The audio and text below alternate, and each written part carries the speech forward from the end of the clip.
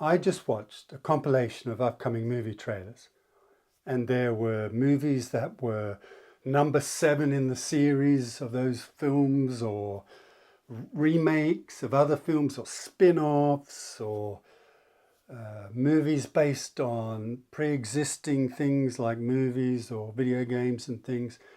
And if that's your thing, fantastic, love it. But for me, I just found it really depressing because there was such a lack of originality in all the ones I watched.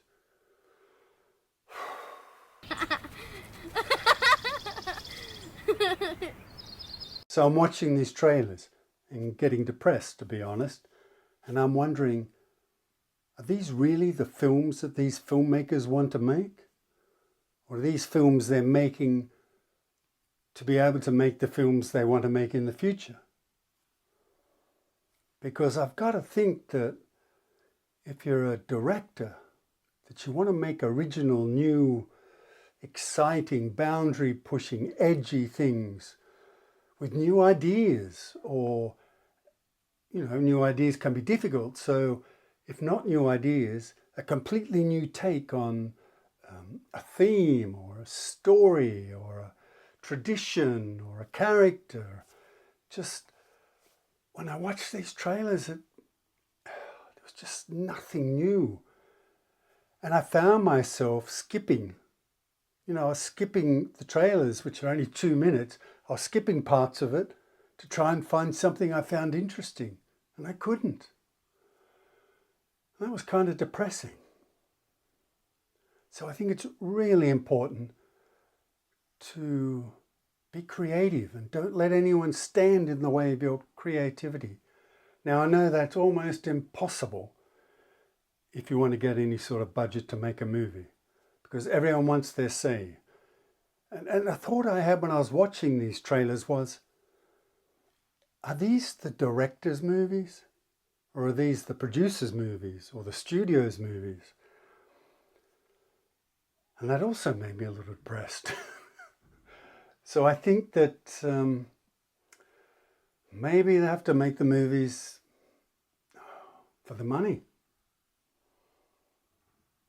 So then they have the scope to make those smaller movies that they're really passionate about the way they want to make them.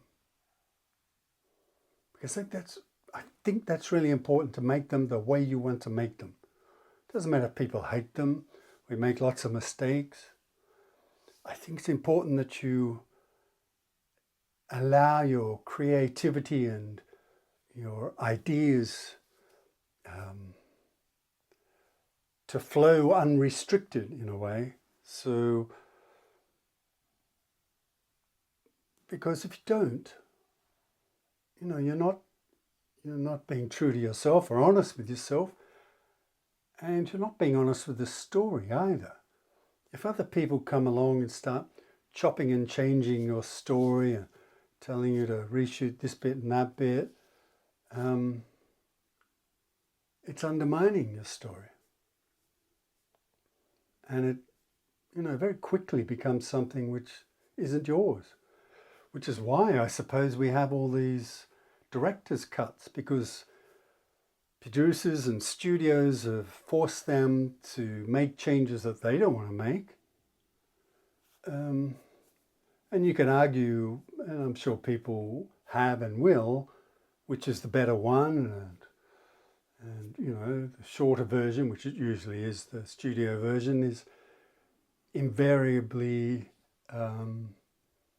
aimed at more economic success, whereas the director's version is aimed at artistic success, if you want to put it that way, of telling their story just the way they want to tell it. And and that means you're probably going to have to make your movies for nothing or next to nothing to have true control, which is, a little sad, but I think it's better that than make your movie, to change your movie so much that it's not yours anymore. But it's difficult. You want to get the budget to do the best job you can on your movie, but to do that you have to make compromises. And life is about compromises, I get that, but I don't know.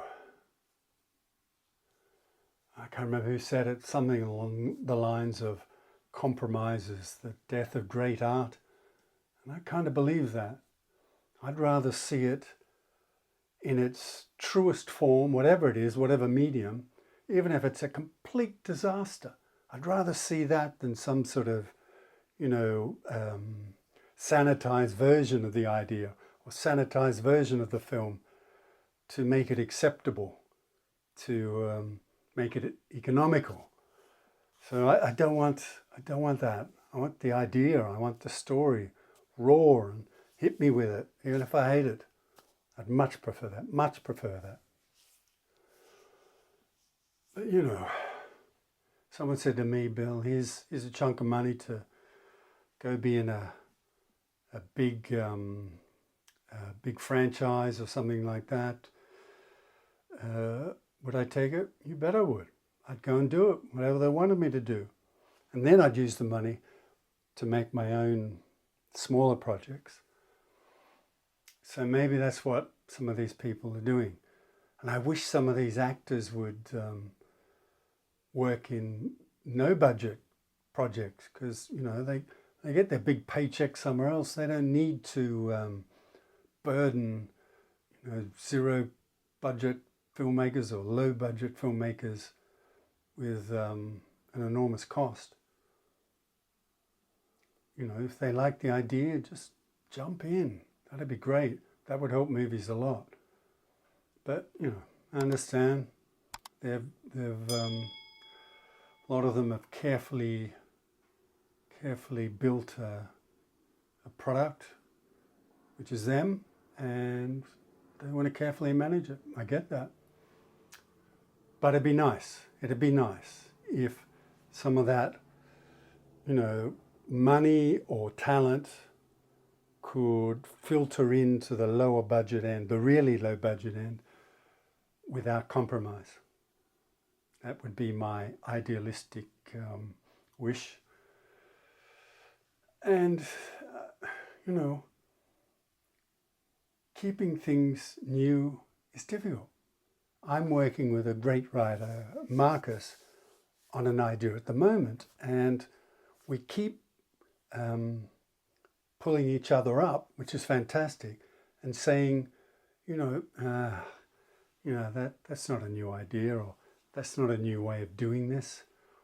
And I love it. I mean, it's frustrating. We both get frustrated because we've got this sorted. No, we've got to do it a bit differently, or else it's just going to be like, 10 other movies. And we don't want to do that. So I know we'll keep doing it all the way through until we've got the final script.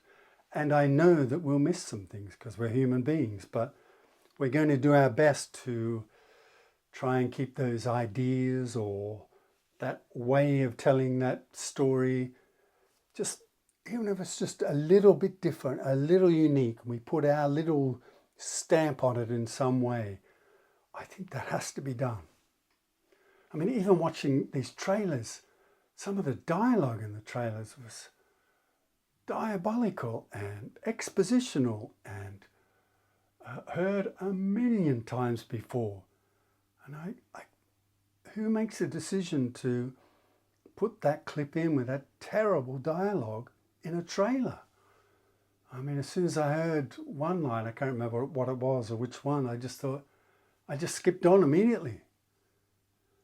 I don't know. Am I ranting? I hope I'm not ranting. I'm trying to put a positive spin on it for us low budget indie filmmakers to stay true to being original and just putting it out there and, let the world decide, because that's the way it's supposed to be. And you might say that's naive and, that we live in a commercial world and whether it makes money or not is the most important thing. Well, the older you get, the more you realize that whether it makes money or not is probably the least important thing.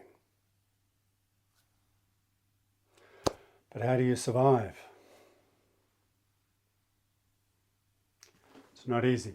Oops, sorry. Yeah, it's not easy. But try to keep it as original and creative as possible. Now, let me just check my notes. Yeah, compromise, yeah. Oh, the other thing I was going to say was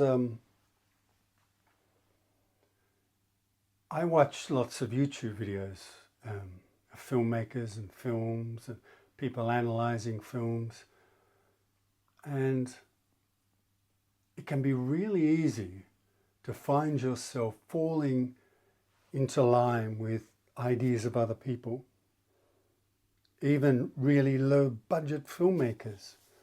You could watch this, and I don't want you to do things because I tell you or I suggest them or take an approach because I think that. No, I want you to do things your way. Screw Bill and screw everyone else on YouTube and everywhere else. Do your thing.